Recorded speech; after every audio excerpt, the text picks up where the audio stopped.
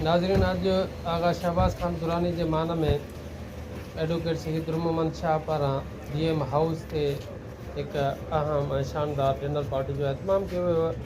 उन सिलसिले में आगा शहबाज खान दुरानी, आगा मसीह खान दुरानी, आगा हमज़ा खान दुरानी, आगा शुजा खान दुरानी ऐं ॿिया महिमान DM हाउस मदीजी ते पहुता, जिते एडवोकेट शहीद मोहम्मद शाह पंहिंजे समय साथियुनि सां गॾु भरपूर महिमाननि जो इस्तक़बाल कयो। तकरीब में आगा शहबाज खान दुरानीअ मीडिया तां ॻाल्हि ॿोल पिणु कई।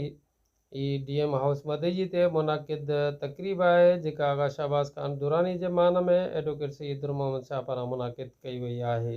तकरीब जे मेज़बान एडवोकेट शहीद मोहम्मद शाह सचाई न्यूज़ खे ॿुधायो त हिकु तकरीब जेका हुई इहा आगा शहबाज खान दुरानी जे तोड़े सियासी मैदान में नओं कदम रखियो आहे त मुंहिंजो मक़सदु हुयो त मां पंहिंजे क़रीबी दोस्तनि, रिश्तेदारनि ऐं पंहिंजे बिरादरी जे माण्हुनि सां आगा शहबाज खान दुरानीअ जो इंट्रोडक्शन करायां। उन सिलसिले में मां इहे हिकिड़ी तकरीब मुनाक़िद कई, नंढड़ी शॉट। ऐं वरी जेको आहे 24 तारीख़ खां पोइ जीअं इलेक्शन मुहिम शुरू थींदी त वरी आगा शहबाज खान जूं दावतूं वॾे ज़ोर ऐं शोर सां कयूं वेंदियूं।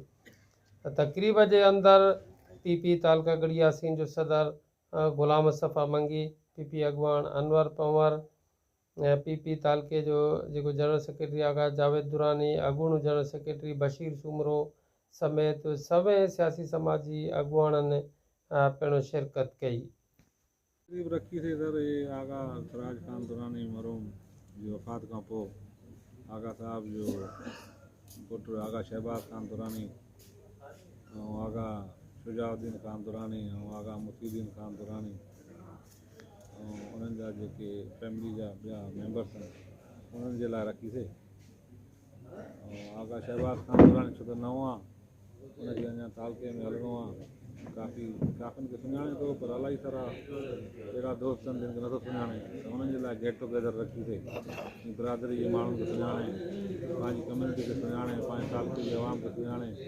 ऐं मदीजी टाउन वॾो टाउन आहे गढ़ी यासीन खां पोइ, ऐं टाउन जे माण्हुनि खे सुञाणे तमामु कम्यूनिटी जा माण्हू घुरायासीं। ऐं इन एज़ाज़ में रखीसीं कि आगा शहबाज खान आगा साहब जे जाइ ते उहे आया आहिनि सियासत में, नई एंट्री आहे ऐं पाण बि ॿाहिरों पढ़ी आया आहिनि। हितां जो माहौल आहे आहिस्ता आहिस्ता हिन में ज़रूरु अॻिते वधंदा, इन लाइ रखी। अच्छा सर, आगा शहबाज खान जेतोणीकि हिकिड़ो यंग पॉलिटिकल पर्सन आहिनि ऐं थोरो टाइम थियो आहे उन्हनि खे सियासी ग्राउंड में पेर पाईंदे, तव्हां छा था सम्झो त उनजे लाइ कहिड़ियूं कहिड़ियूं वॾियूं चैलेंजिस आहिनि?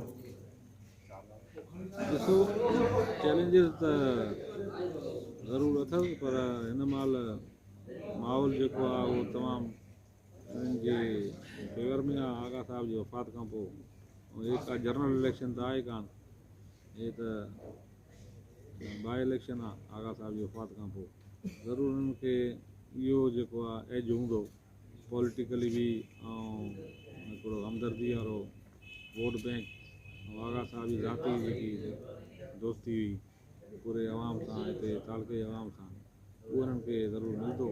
ऐं अॻिते हली करे इनशा ईअं ई जेको माण्हू नओं ईंदो आहे त हुन खां पोइ आहिस्ता आहिस्ता सॼे पॉलिटिकल निज़ाम खे सम्झी वेंदो आहे त इनशा कामयाबी मिलंदी।